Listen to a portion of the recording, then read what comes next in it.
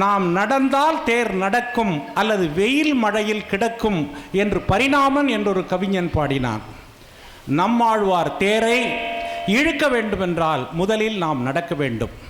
அப்படி தமிழகம் எழுந்து நடப்பதற்கான அறைகூவல் தான் இந்த தஞ்சை மண்ணிலிருந்து நம்மாழ்வார் மக்கள் இயக்கமாக தொடங்குகிறது என்பதை முதலில் நான் தெரிவித்துக் கொள்கின்றேன்.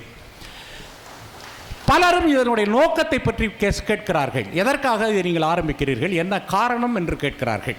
ரொம்பவும் வெளிப்படையாக சொல்ல வேண்டும் என்றால் 50 ஆண்டு கால வரலாற்றை உற்று நோக்குகின்ற போது மக்களிடம் இருக்கக்கூடிய அதிகாரங்கள் அனைத்தும் பறிக்கப்பட்டு விட்டது. மக்கள் ஆயுதமற்றவர்களாக இருக்கிறார்கள், அவர்களிடம் எதுவுமே இல்லை. மக்களுடைய அதிகாரங்கள் அனைத்தும் இன்று பல்வேறு விதமான புரோக்கர்களுடைய கைகளிலே இருக்கிறது. புரோக்கர்களுடைய கைகளில் இருக்கக்கூடிய மக்கள் அதிகாரத்தை மீட்டெடுப்பதற்கு தமிழகத்தை ஒன்று திரட்ட வேண்டும் என்பதற்காகத்தான் இந்த இயக்கம் உருவாக்கப்பட்டிருக்கிறது. எளிய மக்கள், ஒடுக்கப்பட்ட மக்கள், அவர்களுடைய வாழ்வு இந்தியாவிலே வேற எந்த மாநிலத்தையும் விட வளம் செறிந்த மண் நம்முடைய தமிழ் மண். நம்முடைய தமிழ் மண்ணை ஒரு ஆதி மண் என்று நாம் சொல்லுகிறோம். அதற்கு என்ன காரணம்? உலகத்திலேயே அழிவற்ற ஒரு நிலமாக தமிழ் நிலம் இருக்கிறது.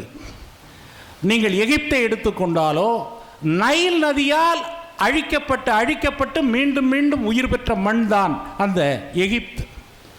உலகத்தில் நாகரிகங்கள் என்று சொல்லக்கூடிய பல இடங்களிலே நாகரிகத்தை வளர்த்த நதிகளே அவற்றை அழித்திருக்கிறது. ஆனால் நாகரிகத்தை வளர்த்த தமிழகத்தினுடைய நதிகள் எதுவும் நமக்கு அழிவை தந்ததில்லை.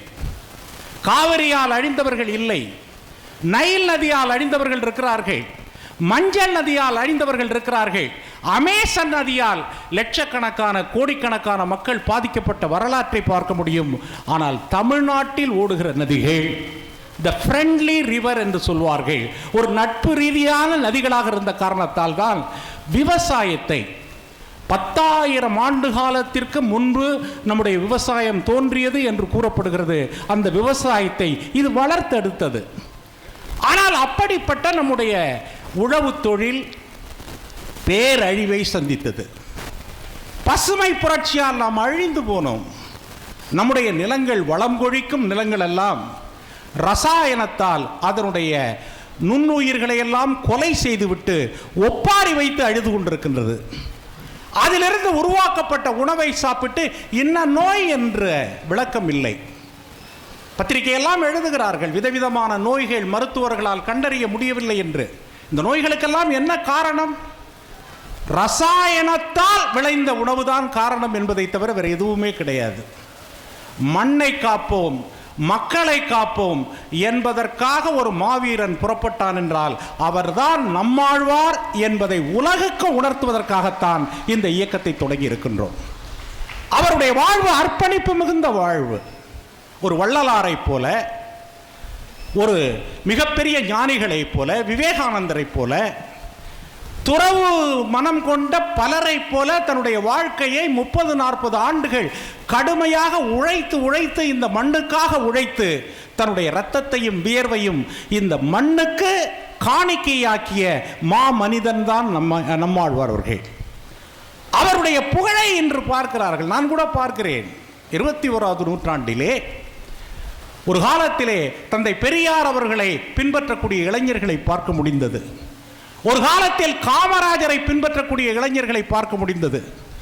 ஒரு காலத்தில் எங்கள் பெருமைக்குரிய தலைவன் ஜீவா அவர்களை பின்பற்றக்கூடிய இளைஞர்களை பார்க்க முடிந்தது.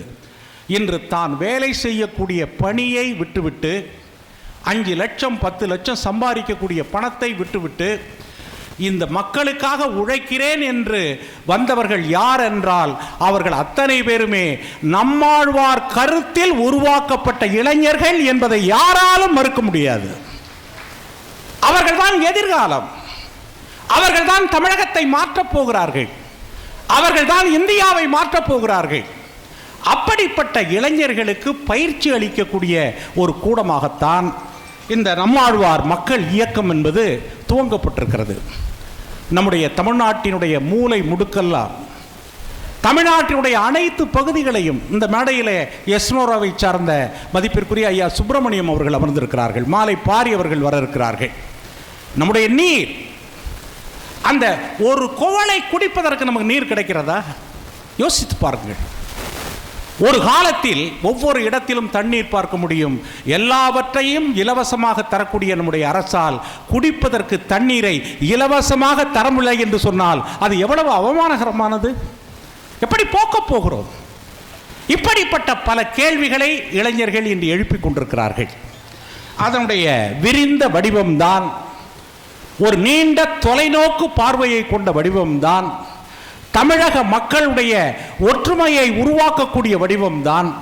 கிராமப்புறங்கள், நகர்ப்புறங்கள் இவை எல்லாவற்றையும் வேறுபாடுகளை மறந்து ஒற்றுமையோடு நின்று மாற்றத்தை உருவாக்குவோம் என்கின்ற நம்பிக்கை ஒளியை மக்களுக்கு தரக்கூடிய இயக்கமாக இது இருக்கிறது. பலரும் இதற்கு ஆதரவு தந்திருக்கிறார்கள்.